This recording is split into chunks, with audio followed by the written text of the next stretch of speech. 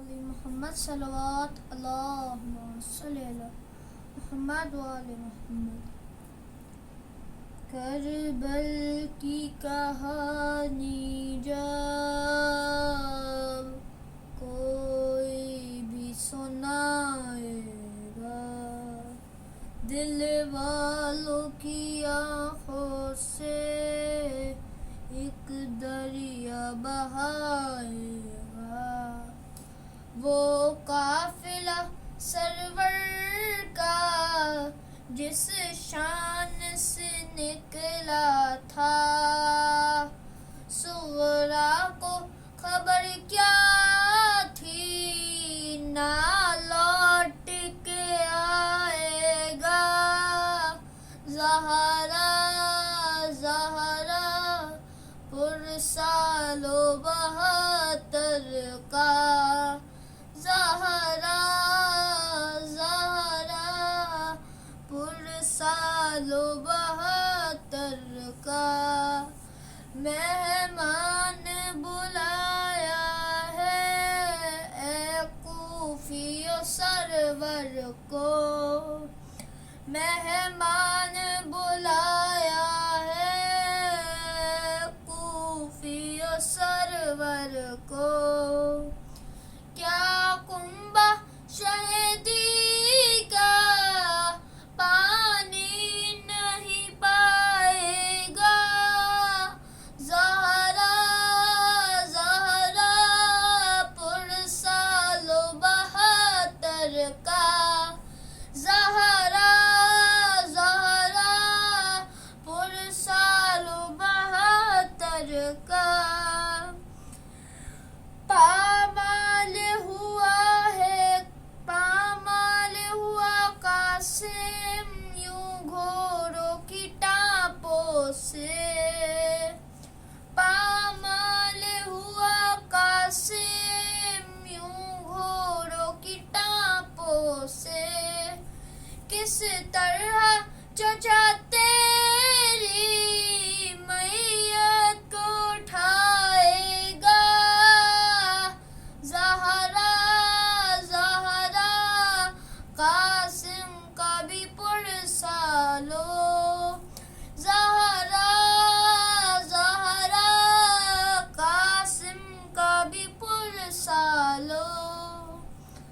تھا ہاتھوں کے کٹنے کا کچھ غم نہ دلاور کو، تھا ہاتھوں کے کٹنوں کا کچھ غم نہ دلاور کو، سیدانیوں کا پردہ اب کون بچائے گا، زہرا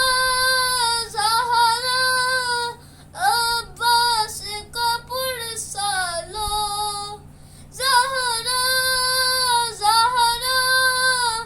عباس کا پرسالو۔ ٹوٹی ہے کمر شہ کی گھبرانا مگر اکبر، ٹوٹی ہے کمر شہ کی گھبرانا مگر اکبر، فرزند نبی تیری لاش کو اٹھائے گا، زہرا اکبر کا بھی پرسالو، زہرا اکبر کا بھی پرسالو۔ اعوذ باللہ من الشیطان الرجیم، بسم اللہ الرحمن الرحیم، الحمد للہ رب العالمین، الصلاة والسلام علی اشرف الانبیاء والمرسلین، خاتم النبیین، سیدنا و مولانا ابی القاسم محمد، اللہم صل علی محمد و آل محمد وعجل فرجہم۔ تمام تر حمد و ثنا اس پروردگار عالم کے لیے سارے کا سارا شکر اس خدائے مہربان کے لیے کہ جس نے انسان کو محبت کے ساتھ، شفقت کے ساتھ پیدا کیا۔ وہ اللہ تعالیٰ جس نے انسان کو بھیجنے سے پہلے بھی اس کی ضرورت کی تمام چیزوں کو اس دنیا میں بھیج دیا، اور انسان کو بھیجنے کے بعد بھی اس کا رزق اور اس کی ضرورت کی باقی چیزیں بھیجتا رہا۔ اللہ تعالیٰ قرآن مجید میں کہتا ہے لَئِن شَكَرْتُمْ لَأَزِيدَنَّكُمْ، تم میرا شکر ادا کرو میں تمہاری نعمتوں میں اضافہ کر دوں گا۔ تو ہم اللہ تعالیٰ کا شکر کیسے ادا کر سکتے ہیں؟ اس وقت ادا کر سکتے ہیں جب ہمیں اللہ تعالیٰ کی نعمتوں کا معلوم ہو، جب ہمیں پتہ ہو کہ اللہ تعالیٰ کی کون کون سی نعمتیں میرے پاس ہیں، جب ہم انہیں کاؤنٹ کرنا شروع کریں، ان پر سوچنا شروع کریں۔ آج اگر ہم اپنی باڈی کی طرف دیکھیں اور اپنے ایک بہت چھوٹے باڈی پارٹ کو دیکھتے ہیں اور اس کے لیے اللہ تعالیٰ کو تھینک یو کہتے ہیں، یہ ایک ایسا باڈی پارٹ ہے جو آپ کے ہاتھوں میں ہوتا ہے۔ اپنے ہاتھوں کی طرف دیکھیں، فنگرز کے بالکل اینڈ پہ، فنگر ٹپس پہ پیچھے کی سائڈ پہ کیا ہوتا ہے؟ جی ہاں، یہ جو چھوٹے چھوٹے سے نیلز ہیں ہمارے، کبھی ہم نے اللہ تعالیٰ کو ان کے لیے تھینک یو بولا؟ ہم سوچیں گے نیلز کس کام کے ہوتے ہیں، اس کے لیے کیوں اللہ تعالیٰ کو تھینک یو بولنا ہے؟ آپ کو پتہ ہے اگر ہمارے ہاتھوں میں یہ ناخن نہ ہوتے، یہ نیلز نہ ہوتے، تو ہمارے ہاتھوں میں کسی بھی چیز کو اٹھانے کی طاقت نہیں رہتی، کسی بھی چیز کو کیری کرنے کی، اٹھانے کی قدرت نہیں رہتی۔ تو یہ جو چھوٹے چھوٹے ناخن ہیں، یہ جو نیلز ہیں، یہ ہمارے ہاتھوں میں اتنی پاور دیتے ہیں کہ ہم چیزوں کو اٹھا سکیں۔ اگر فرض کریں ہم چیزوں کو نہیں اٹھا سکتے ہوتے تو دیکھیں ہمارے ہاتھ کتنے بیکار ہو جاتے۔ ہم کیا کرتے پھر؟ نہ ہم پینسل اٹھا پاتے، نہ ہم اپنا اسکول بیگ اٹھا پاتے، نہ اپنی کتابوں کو کیری کر سکتے تھے۔ یعنی یہ ناخن بھی اللہ تعالیٰ کی بہت بڑی نعمت ہیں کہ ان کا ہمارے ہاتھوں پر ہونا اس بات کا باعث بنتا ہے کہ ہم مختلف چیزوں کو اٹھا سکتے ہیں۔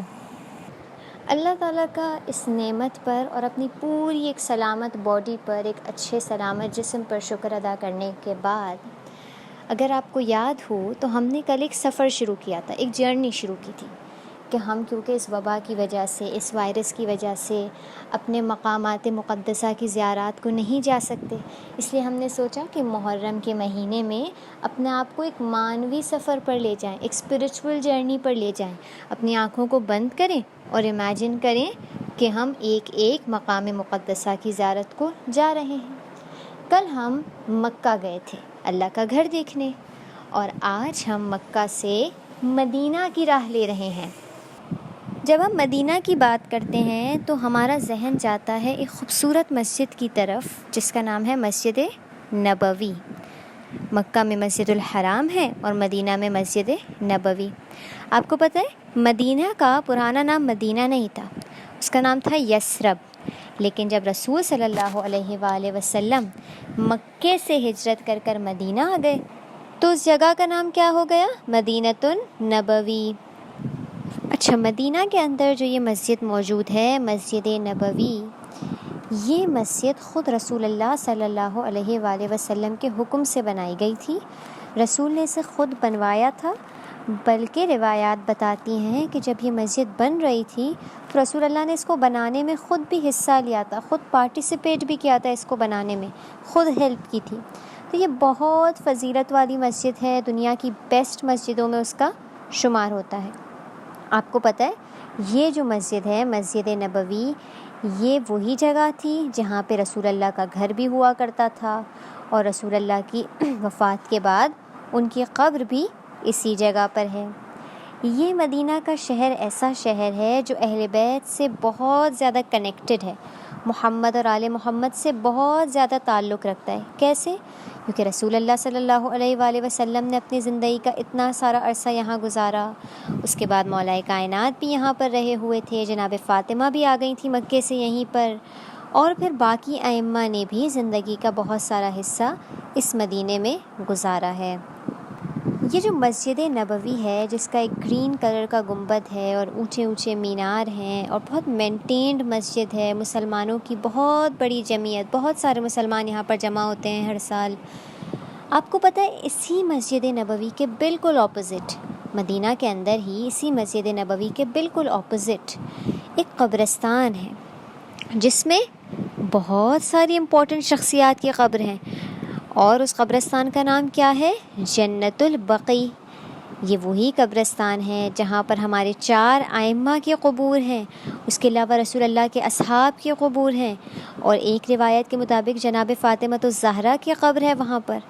لیکن جس طرح مسجد نبوی اتنی آباد ہے، اتنی اچھی لائٹننگ ہوتی ہے وہاں پر، اتنا کھلا میدان ہے، اتنے سارے مسلمان جب چاہے وہاں پر جا سکتے ہیں، وہ ہمیشہ کھلی رہتی ہے، لیکن یہ جو قبرستان ہے جنت البقیع جو مسجد نبوی کے بالکل سامنے ہے، وہ آباد نہیں ہے۔ آل سعود نے ان کی قبور کو توڑ دیا ہے، بغض اہل بیت کی وجہ سے، اہل بیت سے دشمنی کی وجہ سے اہل بیت کی قبروں کو توڑ دیا گیا، ان کو مسمار کر دیا گیا ہے۔ اور جنت البقیع کا جو قبرستان ہے بالکل ویران سا ہے، اس میں جانے کے بھی اسپیشل ٹائمنگز ہوتے ہیں، ہر وقت اندر نہیں جا سکتی، لیڈیز اندر نہیں جا سکتی، صرف بوائز اندر جا سکتے ہیں۔ اور اب جنت البقیع کے اس قبرستان کو پھر کون آباد کرے گا؟ کون واپس آ کر ہمارے ائمہ کی قبور کو، ہمارے ائمہ کے روضوں کو تعمیر کرے گا؟ جی ہاں، میرے اور آپ کے وقت کے امام مہدی صاحب العصر والزمان، انشاءاللہ جب مولا کا ظہور ہوگا تو مولا اس جنت البقیع کو دوبارہ تعمیر کروائیں گے۔ ہم سب مولا کے ظہور کی دعا بھی کرتے ہیں اور کوشش کریں گے کہ ان مجلسوں کے ذریعے محرم میں اپنے آپ کو ایسا بنا سکیں کہ مولا کا جب ظہور ہو تو ہم ان کا ساتھ دے سکیں۔ اب چلتے ہیں موضوع کی طرف۔ آج میں نے آپ کے لیے جس حدیث کا انتخاب کیا ہے وہ یہ ہے کہ ان من احب الاعمال الی اللہ ادخال السرور علی المؤمنین، یعنی اللہ کے نزدیک جو محبوب ترین کام ہے، جو اللہ تعالیٰ کو بہت پسند ہے کہ ہم کریں، وہ کیا ہے؟ وہ یہ ہے کہ مومنین کے دلوں کو خوش کیا جائے، مومن کے دل کو ہیپی کر دیا جائے۔ اور مومن کے دل کو یا کسی اور کے بھی دل کو خوش کرنے کے کیا طریقے ہو سکتے ہیں؟ جیسے اگر کوئی پریشان ہے اور ہم اس کی پریشانی کو دور کر دیں، یا اگر کوئی کسی مشکل میں ہے اور ہم اس کی مشکل کو اس کے لیے آسان کر دیں، یا اگر کوئی رو رہا ہے تو ہم اسے گلے لگا کے تسلی دے دیں، یا اگر کسی کا موڈ خراب ہے تو ہم اس کے ساتھ کوئی جوک کریں، مذاق کریں تاکہ اس کا موڈ اچھا ہو جائے۔ کبھی آپ نے سوچا کیا اسلام نے ہمیں مذاق کرنے کی اجازت دی ہے؟ کیا اسلام میں جوکنگ الاؤڈ ہے؟ آپ کو پتہ ہے اسلام میں مذاق کرنے سے منع نہیں کیا گیا ہے، الاؤڈ ہے مزاح کرنا، لیکن اس کی کچھ لمٹس بتائی گئی ہیں، کچھ حدیں بتائی گئی ہیں، کچھ طریقے بتائے گئے ہیں کہ ہمیں جوکنگ کس طرح سے کرنی ہے، کوئی بھی جوک یا کوئی بھی مذاق یا کوئی بھی مزاح کس طریقے کا ہونا چاہیے۔ بلکہ رسول اللہ اور مولائے کائنات کا ایک بہت مشہور واقعہ ہے جو آپ سب نے سنا ہوا ہوگا، کہ جب رسول اللہ اور مولائے کائنات آپس میں ایک دوسرے کے ساتھ مذاق کر رہے تھے، اس کا مطلب دین اسلام میں مذاق کرنا منع نہیں ہے۔ ہوا یہ کہ رسول اللہ اور مولائے کائنات ساتھ بیٹھے ہوئے تھے اور کھجور کھا رہے تھے، دونوں کے آگے ان کی پلیٹس پڑی ہوئی تھیں۔ تو رسول اللہ کھجور کھانے کے بعد جو کھجور کے بیچ میں سے ایک سیڈ نکلتا ہے نا، جسے گٹلی کہتے ہیں، وہ مولائے کائنات کی پلیٹ میں ڈال رہے تھے مذاقاً۔ اور جب تھوڑی دیر ہو گئی، رسول اللہ کھجور بھی کھاتے تھے اور مولا علی کی پلیٹ میں اس کی گٹلی ڈال دیتے تھے، اس کا سیڈ ڈال دیتے تھے۔ تھوڑی دیر بعد رسول اللہ نے کہا، یا علی آپ نے کتنی ساری کھجوریں کھا لی، دیکھیں کتنی ساری گٹلیاں آپ کی پلیٹ میں پڑی ہوئی ہیں، کیونکہ مولا علی کی اپنی گٹلیاں بھی اسی پلیٹ میں اور رسول اللہ نے بھی اپنے سیڈز ڈال دیے تھے اس میں۔ تو مولا علی نے بھی مذاقاً جواب دیا، یا رسول اللہ میں نے تو شاید صرف اتنی ساری کھجوریں کھائی ہیں، آپ نے تو شاید کھجوروں کے ساتھ ان کی گٹلیاں بھی کھا لی، کیونکہ آپ کی پلیٹ میں تو ایک بھی سیڈ موجود نہیں ہے۔ دیکھیں دین اسلام چاہتا ہے ہم اس طرح کا مذاق کریں۔ دیکھیں اس مذاق میں نہ جھوٹ بولا کسی نے، نہ کسی کا مذاق اڑایا گیا، نہ کسی بندے کا دل دکھایا گیا۔ دیکھیں ہمارے ساتھ یہ مسئلہ ہے کہ جب ہم مذاق کرتے ہیں یا مزاح کرتے ہیں تو اکثر 2 غلط کام کر بیٹھتے ہیں، یا ہمارے مذاق میں جھوٹ شامل ہو جاتا ہے، یا ہمارے مذاق میں کسی بندے کا دل دکھ جاتا ہے، کسی کی انسلٹ ہو جاتی ہے۔ جیسے اگر 2-3 دوست ساتھ بیٹھے ہوئے ہیں اور 3 دوست مل کر کسی ایک دوست کے نام کا، اس کی فیملی کا، اس کی شکل و صورت کا، اس کے گریڈز کا مذاق اڑائے، تو یہ چیز اللہ تعالیٰ کو پسند نہیں ہے، یہ اچھا مزاح نہیں ہے، یہ اچھا مذاق نہیں ہے، بلکہ اس میں تو مزید گناہ ملے گا مومن کی توہین کرنے کا۔ اس لیے ایسا مذاق اللہ تعالیٰ کو بالکل پسند نہیں ہے کہ جس میں کسی کا دل دکھے، جس میں ہم کسی کو اپسیٹ کر دیں۔ نہ ہی اللہ تعالیٰ کو ایسا مذاق پسند ہے جس میں ہم جھوٹ بولیں، جیسے مثلاً ہم ممی سے کہیں ممی میں نے کچن میں چوہا دیکھا ہے، اور جب ممی آئے تو ہم کہیں میں تو مذاق کر رہا تھا۔ یا آپ نے وہ سٹوری سنی ہوئی ہے نا کہ جب ایک چرواہا تھا جو جب بھی جاتا تھا ماؤنٹین پہ تو کہتا تھا شیر آ گیا، شیر آ گیا، اور جب لوگ اسے بچانے جاتے تھے تو شیر ہوتا ہی نہیں تھا، وہ کیا کہتا تھا میں تو مذاق کر رہا تھا۔ ایسا مذاق اللہ تعالیٰ کو پسند نہیں ہے۔ پھر چرواہے کے ساتھ کیا ہوا؟ جب ایک دن اصلی میں شیر آیا تو کوئی بھی نہیں گیا اس کی مدد کرنے، کیونکہ سب کو لگا وہ مذاق ہی کر رہا ہوگا۔ معصوم فرماتے ہیں کوئی بھی شخص ایمان کا مزہ اس وقت تک نہیں چکھ سکتا جب تک وہ جھوٹ بولنا نہ چھوڑ دے، چاہے وہ جھوٹ مذاق میں ہی کیوں نہ ہو۔ یعنی کہ معصوم کیا کہہ رہے ہیں، اگر تم مذاق میں بھی جھوٹ بولو گے تو وہ بھی جھوٹ کاؤنٹ ہوگا، اور جو جھوٹا شخص ہوتا ہے وہ کبھی بھی مومن نہیں بن سکتا، وہ کبھی بھی ایمان کا اصلی مزہ نہیں چکھ سکتا۔ یعنی ہم نے ائمہ سے یہ سیکھا کہ ہمیں مذاق کرنے سے منع نہیں کیا گیا ہے، لیکن ایسا مذاق جس میں نہ جھوٹ ہو نہ کسی اور کا دل دکھایا جائے۔ جیسے امام جعفر صادق علیہ السلام کے بارے میں ملتا ہے کہ ان کی شخصیت بہت لائیولی شخصیت تھی، بہت خوش رہتے تھے، ہمیشہ مسکراتے رہتے تھے، لوگوں سے اچھی باتیں کیا کرتے تھے، لوگ جب ان کے پاس بیٹھتے تھے تو لوگ انجوائے کرتے تھے۔ بلکہ ایک دفعہ امام صادق علیہ السلام کے پاس ان کا ایک فرینڈ آتا ہے جس کا نام تھا یونس شیبانی۔ جب یونس شیبانی امام صادق کے پاس آتے ہیں تو امام صادق اس سے پوچھتے ہیں یونس شیبانی کیا تم لوگ آپس میں دوست مذاق کرتے ہو، مزاح کرتے ہو؟ تو یونس کہتے ہیں نہیں مولا اتنا زیادہ نہیں کرتے۔ تو مولا نے اسے تاکید کی، مولا نے کہا کیوں نہیں کرتے؟ ضرور کیا کرو، مزاح کرنا بھی خوش اخلاقی کی ایک صفت ہے، یعنی اچھے اخلاق کی ایک نشانی ہے کہ انسان اچھے جوکس کرے، انسان ایسی بات کرے جس سے سب مسکرائیں، جس سے مومن کے دل پہ خوشی ہو، لیکن ایسی بات نہ کرے جس سے کسی ایک مومن کا بھی دل دکھ جائے۔ ایسی بات ہم نے بالکل بھی نہیں کرنی ہے۔ دین اسلام میں مزاح کے حوالے سے، مذاق کے حوالے سے جو ایک اور تاکید آئی ہے وہ یہ ہے کہ انسان کو ہر وقت مذاق نہیں کرنا چاہیے۔ آپ نے دیکھا ہے کچھ لوگ ایسے ہوتے ہیں جو جب اسکول آتے ہیں تو پڑھائی کے ٹائم پہ بھی مذاق کر رہے ہوتے ہیں، پھر بریک ٹائم میں بھی اسی طرح کرتے ہیں، اپنے گھر میں بھی ہمیشہ جوکس ہی کر رہے ہوتے ہیں، مذاق کر رہے ہوتے ہیں، کبھی بھی سیریس نہیں ہوتے ہیں، مدرسے جاتے ہیں تو بھی وہ اسی طرح کی حرکتیں کر رہے ہوتے ہیں، ایسے کام کرنا جس سے سب ہنسیں، بس ان کا زندگی کا ایک ہی مقصد ہوتا ہے کہ ہم ایسے کام کریں جس کو دیکھ کے سب لوگ ہنسیں، سب لوگ انجوائے کریں۔ لیکن دین کیا کہتا ہے کہ ہمارے اندر سیریسنس بھی ہونی چاہیے، ہمیشہ ہمیں مذاق نہیں کرتے رہنا چاہیے، ہمیں ایسی پرسنالٹی نہیں ہونا چاہیے، ایسا بندہ نہیں ہونا چاہیے جو جب لوگوں کے ساتھ بیٹھے ان کے ساتھ مذاق شروع کر دے۔ مذاق کبھی کبھی موقع پر اچھا لگتا ہے، ہر وقت اچھا نہیں لگتا ہے۔ رسول اللہ صلی اللہ علیہ وآلہ وسلم ایک حدیث میں فرماتے ہیں کہ زیادہ مذاق کرنے سے پرہیز کرو، کیونکہ اس سے تمہاری عزت اور آبرو چلی جاتی ہے۔ جو لوگ بہت زیادہ فنی ہوتے ہیں نا، ہر بات میں مذاق کر رہے ہوتے ہیں، ہر بات میں وہ لوگ کسی مزاح کا پہلو نکال لیتے ہیں، پھر لوگوں کے درمیان ان کی عزت نہیں رہتی، پھر لوگ ان کو رسپیکٹ نہیں کرتے، لوگ سمجھتے ہیں ارے بھائی یہ تو ہمیشہ مذاق کرتے رہتے ہیں، لوگ انہیں رسپانسبل نہیں سمجھتے، لوگ انہیں عزت دار نہیں سمجھتے۔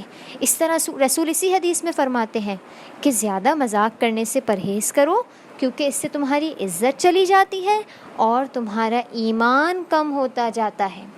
یعنی مومن اگر چاہتا ہے کہ اس کا ایمان اسٹرانگ رہے تو اسے ہر وقت مذاق کرنے کی عادت اپنے اندر ڈیولپ نہیں کرنی چاہیے۔ جب ہم مزاح کے اور مذاق کے یہ آداب پڑھ رہے ہیں تو آپ کے ذہن میں ایک بات آئی، کیونکہ میرے ذہن میں ایک بات یہ آئی کہ میں نے سوچا کہ ہمارا دین کتنا کامل ہے، کتنا مکمل اور پرفیکٹ ہے۔ یعنی کہ آپ دیکھیں ہمارے دین نے ہمیں واش روم جانے کے آداب بھی سکھائے، سلام کرنے کے آداب بھی سکھائے، صبح اٹھنے کے آداب بھی سکھائے، رات کو سونے کے آداب بھی سکھائے، زمین پر کیسے چلنا ہے اس کے آداب بھی سکھائے، حتیٰ کہ مذاق کیسا کرنا ہے، کتنا کرنا ہے، اس کے آداب بھی دین اسلام نے سکھائے ہیں۔ یعنی اللہ تعالیٰ نے دین اسلام کو، جو اللہ تعالیٰ کو تا قیامت تک باقی رکھنا ہے، اتنا پرفیکٹ اور اتنا مکمل بنا کر بھیجا ہے ہمارے لیے کہ کوئی بھی پہلو مس نہ ہو۔ زندگی کی کوئی بھی پرابلم ہو، ہم فوراً اپنے دین سے، اپنے اسلام سے رجوع کر لیں، اس سے کنیکٹ ہو جائیں، اور اسلام ہمیں اس کا سلیوشن دے دیتا ہے۔ اسی لیے یہ جو مجلسیں ہوتی ہیں محرم میں اور محرم کے علاوہ بھی، انہیں ہم کہتے ہیں امام حسین کی یونیورسٹی، اسے ہم کہتے ہیں امام حسین کا مدرسہ، کیونکہ ان مجلسوں کی وجہ سے، اس ذکر کی وجہ سے جو ہم ممبر سے سنتے ہیں، ہمیں ریمائنڈرز مل رہے ہوتے ہیں، ہمیں بہت ساری باتیں پتہ ہوتی ہیں۔ آپ کو انشاءاللہ یہ ساری باتیں مذاق کے حوالے سے، مزاح کے حوالے سے شاید پہلے سے پتہ ہوں، لیکن یہ ہمارے لیے ریمائنڈرز ہوتے ہیں، یہ ہمیں یاد دلایا جاتا ہے ہر محرم میں کہ ایک اچھے مومن کو، ایک اچھے حسینی کو، امام زمانہ کے ایک اسٹرانگ سولجر کو کیسا ہونا چاہیے۔ کیونکہ اگر ہم امام حسین کی مصیبت کو درک کریں گے، سوچیں گے، تو پھر ہم اپنے آپ کو امام زمانہ کے سپاہی بننے کے لیے تیار کر سکیں گے۔ اور آج کا دن، 2 محرم کا دن، عظیم مصیبت کا دن ہے۔ 2 محرم کا دن وہ دن تھا جب میرے اور آپ کے مولا حسین علیہ السلام کربلا کی سرزمین پر پہنچ گئے، کرب اور بلا کی سرزمین۔ جب مولا کو کوفے جانے سے یزیدی فوجیوں نے روک لیا تو مولا نے کاروان کا رخ بدل دیا۔ مولا کا قافلہ ایک ایسی جگہ پہنچا جہاں پر مولا حسین کی سواری رک گئی۔ مولا کا گھوڑا آگے نہیں بڑھتا تھا۔ مولا نے اپنی سواری کو تبدیل کیا، چینج کیا گھوڑا، لیکن گھوڑا پھر بھی آگے نہ بڑھا۔ جب چند بار گھوڑے کو بدلنے کے باوجود مولا حسین کی سواری اس سرزمین سے آگے نہیں جاتی تھی تو مولا اترے، اس سرزمین کے لوگوں کو بلایا اور پوچھا کہ اس سرزمین کا کیا نام ہے۔ کسی نے کہا مولا اس کو نینوا کہتے ہیں۔ مولا نے کہا کیا اس کا کوئی اور نام بھی ہے؟ آگے آ کر کسی نے کہا مولا اسے شط الفرات کہتے ہیں۔ مولا نے کہا کیا اس کا کوئی اور نام بھی ہے؟ ایک بزرگ آگے آئے، کہا مولا اسے کربلا بھی کہتے ہیں۔ کربلا کا نام سننا تھا۔ رسول خدا کے اس نواسے نے فیصلہ کیا یہ وہی جگہ ہے جس کا مجھ سے وعدہ کیا گیا تھا۔ عباس خیام لگا دو، خیموں کو لگا دو، ہماری آخری منزل آ چکی ہے۔ عزیزان مولا اس سرزمین پر پہنچ گئے جہاں پر اب سے چند دنوں بعد اصغر کی ننھی قبر بننی ہے، اکبر نے ایڑیاں رگڑنی ہیں، حسین کا لاشا پامال ہونا ہے۔ ارے اسی سرزمین پر خیام اہل بیت جلنے ہیں، اسی سرزمین پر علی کی بیٹیوں کے سر سے ردائیں چھینی جائیں گی۔ الا ولعنت اللہ علی القوم الظالمین وسيعلم الذین ظلموا أي منقلب ينقلبون۔